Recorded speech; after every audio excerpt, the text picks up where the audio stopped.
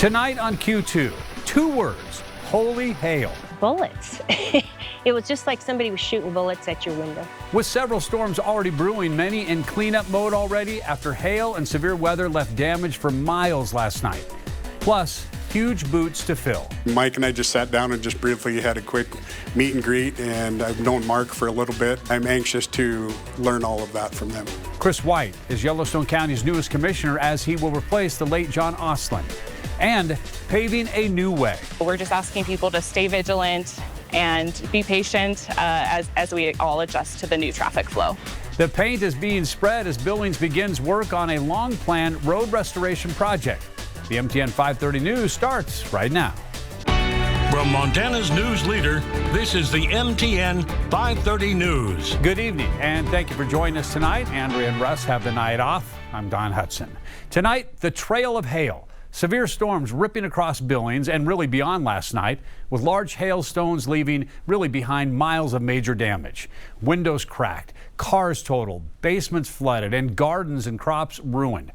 That's just some of what residents are having to deal with right now as more severe storms are already on the horizon. Let's get right over to Chief Meteorologist Ed McIntosh as he has the very latest on these systems and what we can expect tonight.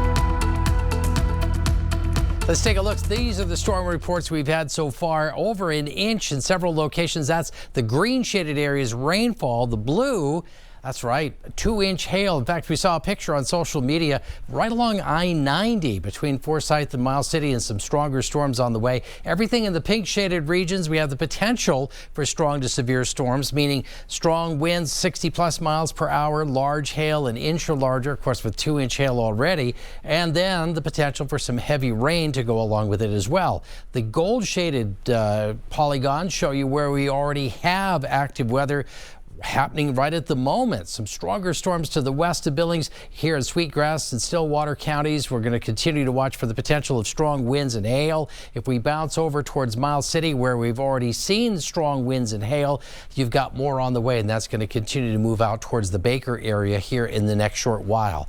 Meantime, Billings kind of parked in between all the commotion for the time being, but we could see some of these showers and thunderstorms develop in Yellowstone County. We'll talk about the forecast details in just a few minutes from now. Thank you, Ed. And all of this coming from a severe storm last night. It is a storm that has a lot of people cleaning up while grasping the damage left behind. One resident calling it one of the worst hailstorms she's ever lived through.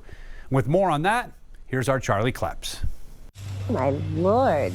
A day of cleanup swept across the Billings area Tuesday. This whole patio was full this morning. I filled this dumpster already. Residents in disbelief surveying the damage from Monday night's severe storm. It woke me up.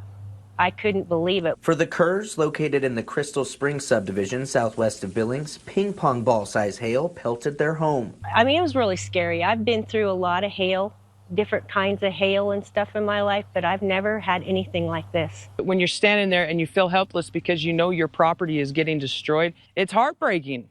I'm not gonna lie, it's heartbreaking. Helplessly, all the Kerrs could do was sit and watch as their vehicles, windows, fences, and family garden were crushed. I had a gorgeous garden going. It's not so good now.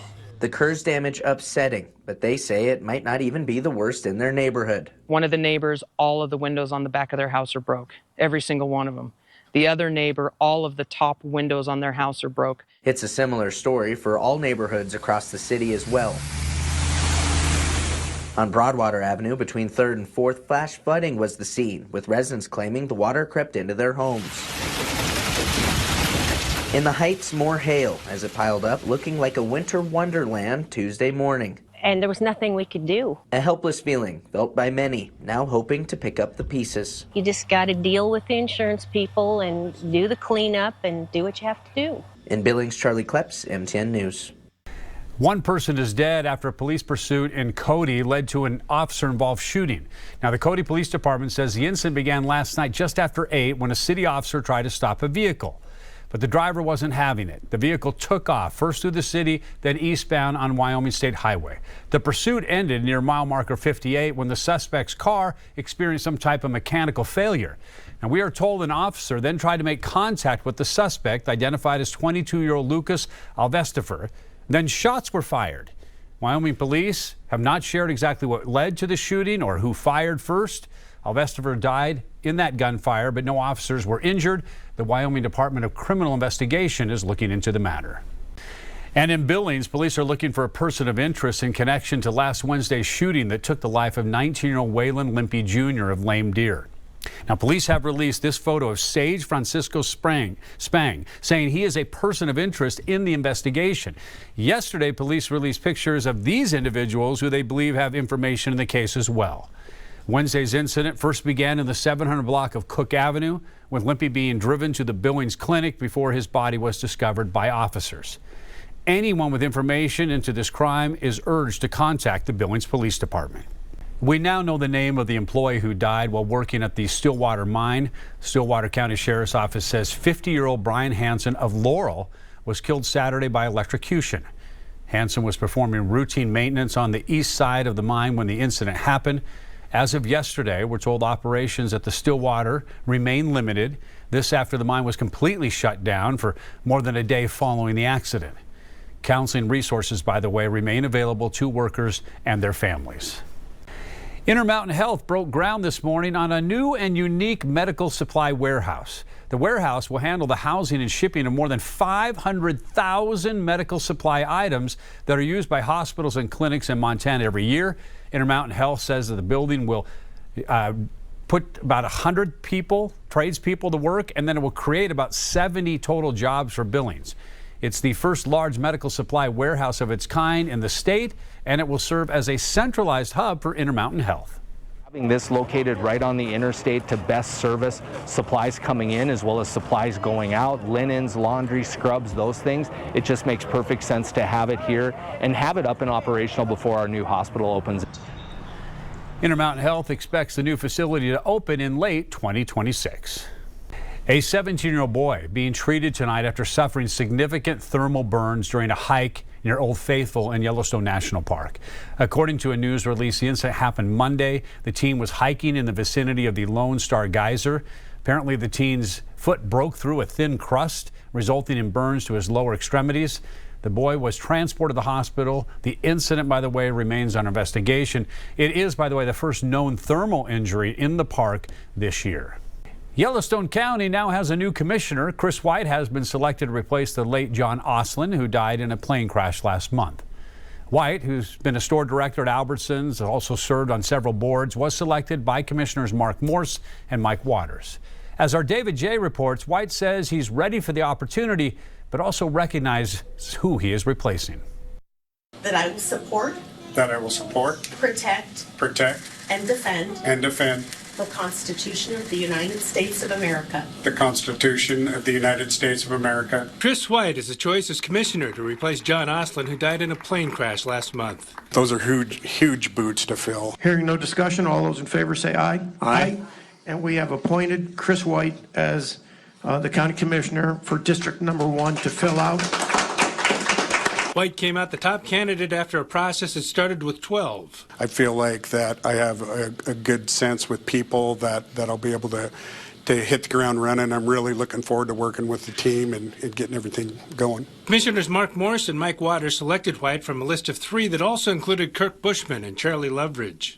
They were all great candidates, 3 good men who have done a lot for our area, our community. Chris White will serve in District 1, the southern part of Yellowstone County. He's worked at Albertsons for 37 years, rising to the level of store director at 2 locations, and also served on numerous nonprofit boards. Chris seemed to have a broad range he's on the Yellowstone Valley Electric Cooperative Board, and through that membership, he is on a couple of national electric cooperative type boards. He's managed a pretty large retail business. Chris White offered the best fit for Mark and I to work together in the remainder of the term. Both Morris and Waters say John Oslin was their mentor as they learned the job of commissioner. Funny, I just was having a conversation with Chris, and I told him, as a mentor, there's always going to be a lot of politics involved. At the end of the day, it's being able to rise above it, focus on what you believe is right. And they move on after finding a replacement for a friend. It was difficult. It was very difficult. And White is ready with the support of his family. It's just amazing. It's really overwhelming. It's humbling. I'm honored. In Billings, David J., MTN News. Thousands of low-income seniors could soon be unemployed as funding stalls for a federal job program. Now, Goodwill and other nonprofits say that the Labor Department is holding on to more than $300 million for the Senior Community Service Employment Program. That program has helped adults 55 and older return to work since 1965. Several organizations have already furloughed seniors and staff while waiting for the funds.